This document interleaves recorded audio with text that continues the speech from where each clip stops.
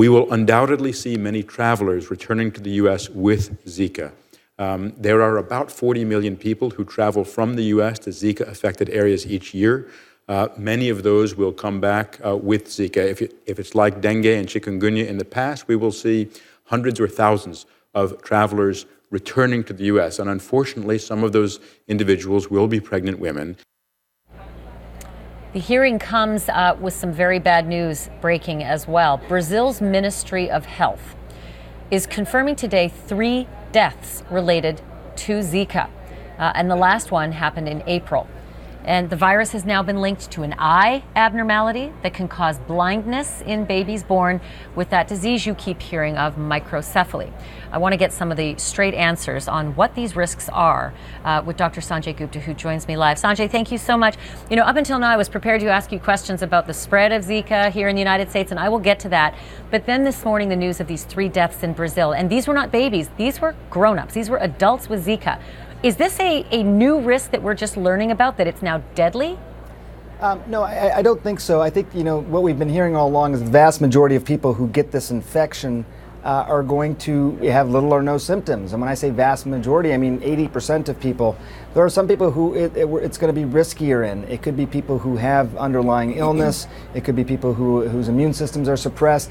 We don't know. There's one of the cases, one of the people down in Brazil is a 20-year-old woman who apparently had no other medical history, but it's also challenging sometimes to know, did she have Zika for sure? Was this another infectious disease? And it speaks to the capability of the testing right now, Ashley. It's not perfect testing by any means, so they don't always know for sure if in fact Zika is what led to her death. Okay, Sanjay, there are now 20 United States, states within the U.S.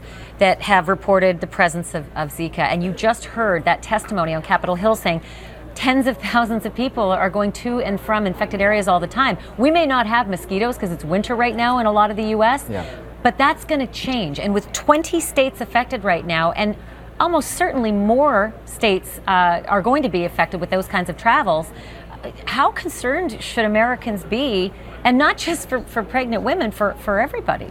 Well, as you might imagine, Ash, I've been thinking about this issue almost nonstop for a few weeks now. And, Tom Frieden, the head of the CDC, says 40 million, I think, people go back and forth to these infected countries, areas that have Zika that is spreading.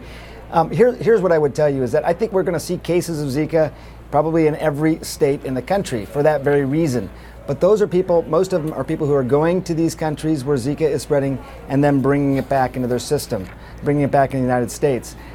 What the real question is, and what we're really going to be looking for, is it starting to spread now within the United States? Local transmission, local spread, you've heard those terms. Is it happening? That's the question. What we know is that other similar viruses that are spread the same way, like dengue fever, for example, has spread within the United States, but has typically been small spreads and confined to areas like South Florida and South Texas, areas that the climate is very similar to the countries where Zika is now spreading. So you're right, we do have some of these mosquitoes in the United States. We will probably see spread, but I think it's going to be limited, and that's just based on what we already know.